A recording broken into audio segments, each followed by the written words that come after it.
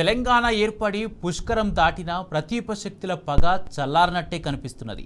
పరాయి శక్తులు కుట్రల కత్తులు నూరుతూనే ఉన్నాయి. కేసీఆర్ ముఖ్యమంత్రిగా ఉన్నప్పుడు ఇటువైపు చూసేందుకు జంకిన పొరుగు పార్టీలు ఇప్పుడు పచ్చని రాష్ట్రంపై మళ్లీ విషం చిమ్ముతున్నాయి.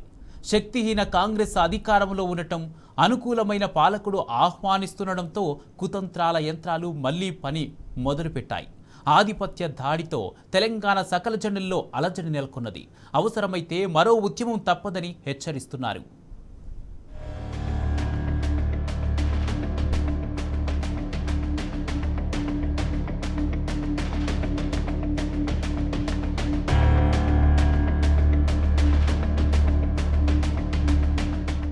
పుష్కరకాలంగా సంబరంగా ఉన్న తెలంగాణపై మళ్లీ ఆజమాయిషీ చేసేలా పరిస్థితులు మారుతున్నాయి.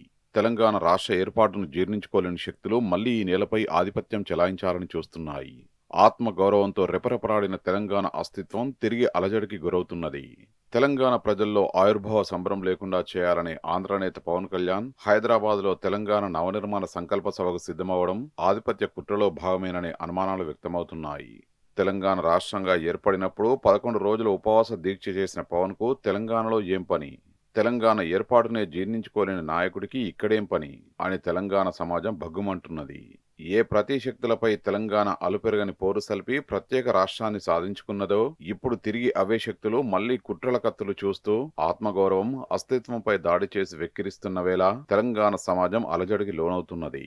మరోవైపు సర్కారు ప్రజా వ్యతిరేకత, నిరంకుశ పాలనలో సంతోషానికి దూరమైన రైతులు, విద్యార్థులు, ఆటో కార్మికులు, మహిళలు ఇలా ఒక్కో వర్గం ఆగ్రహానికి గురవుతున్నది.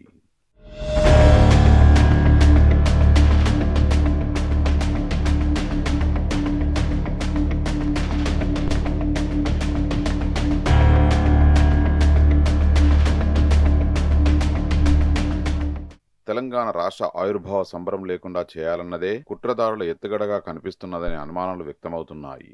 తెలంగాణ బిడ్డలైన professor K Nageswararao, senior journalist Pasham Yadagiri వంటి వారిపై ఆంధ్ర మూకలు పెట్టరేగుతున్న సందర్భంలో పవన్ కళ్యాణ్ హైదరాబాద్లో సభ పెట్టడంలో ఆంతర్యం ఏమిటి?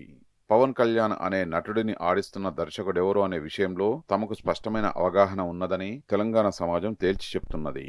మరోవైపు తెలంగాణపై తిరిగి కుట్రలు వేయి తరల విషనాగులై బుసలు కొడుతున్నాయని ఇటీవల జరుగుతున్న వరుస పరిణామాలను నిరూపిస్తున్నాయి. ఉమ్మడి ఆంధ్రప్రదేశ్ శాసనసభలో తెలంగాణ అన్న పదాన్నే నిషేధించిన టీడీపీ అధినేత చంద్రబాబు మంగళగిరి సాక్షిగా మరోసారి తెలంగాణ అనే పదం డిక్షనరీలో లేదని చెప్పించారు. తెలంగాణ వరప్రదాయిని కాళేశ్వరం ప్రాజెక్టును పండబెట్టడం, కేసీఆర్ ఆనవాళ్లు లేకుండా చేస్తానని ప్రగల్భాలు పలికిన శిష్యుడు హైదరాబాద్ అభివృద్ధి ప్రదాతగా గురువును కీర్తించడం, ఎన్టీఆర్ విగ్రహానికి ప్రాణప్రతిష్ఠ చేయడం అంటే తెలంగాణలో తిరిగి టీడీపీకి జీవం పోయడమేననే విమర్శలు వెల్లువెత్తుతున్నాయి. ఇప్పటికే గోదావరి, కృష్ణా జలాల దోపిడీకి యథేచ్ఛగా పాల్పడుతున్న చంద్రబాబుకు తెలంగాణను దాసోహం చేస్తున్నారనే విమర్శలున్నాయి.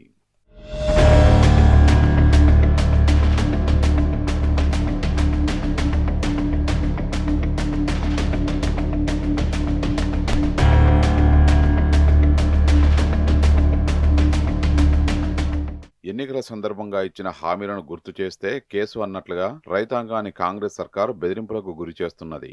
2.5 ఏళ్లుగా వానాకాలం, యాసంగి సీజన్ ఏదైనా కష్టమొకటే అనే రీతిలో రైతులు నానా అవస్థలు పడుతున్నారు. ఇప్పుడు మళ్లీ కాలం నెత్తిమీదికొచ్చింది. పంట నీటి కోసం, పంట పెట్టుబడి కోసం, పంటకు అవసరమైన ఎరువు కోసం రైతులు కొండకు ఎదురు చూసినట్టు చూడాల్సి వస్తోంది. రాష్ట్రంలో ఒక్క రైతులే కాదు, ఏ వర్గంలోనూ తెలంగాణ ఆవిర్భావ సంబరం కనిపించని వాతావరణమే నెలకొన్నది. తమకు మాట మాత్రమైనా చెప్పకుండా హెల్త్ స్కీమ్ కోతలెందుకని ఉద్యోగులు సర్కారుపై రగిలిపోతున్నారు. పీఆర్సీ ఎప్పుడని మండిపడుతున్నారు. ఆర్టీసీ కార్మికులు తమ విలీనం ఎప్పుడని రగిలిపోతున్నారు. ఆటో డ్రైవర్లు ఎన్నికల సమయంలో తమకు ఇచ్చిన నెలకు 1000 రూపాయలు ఏవి అని, మహిళలు తమకు ఇచ్చిన నెలకు 2500 రూపాయల హామీ ఏది అని, విద్యార్థినులు స్కూటీ ఏది అని, ఇలా అన్ని వర్గాలు కాంగ్రెస్ ప్రభుత్వం ఇచ్చిన హామీల అమలుపై ఎదురు చూస్తున్నాయి.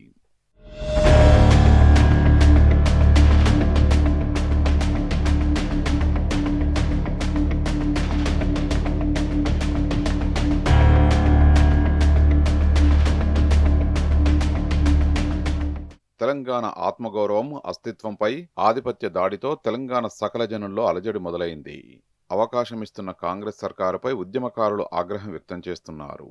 అవసరమైతే మరో ఉద్యమం తప్పదని హెచ్చరిస్తున్నారు.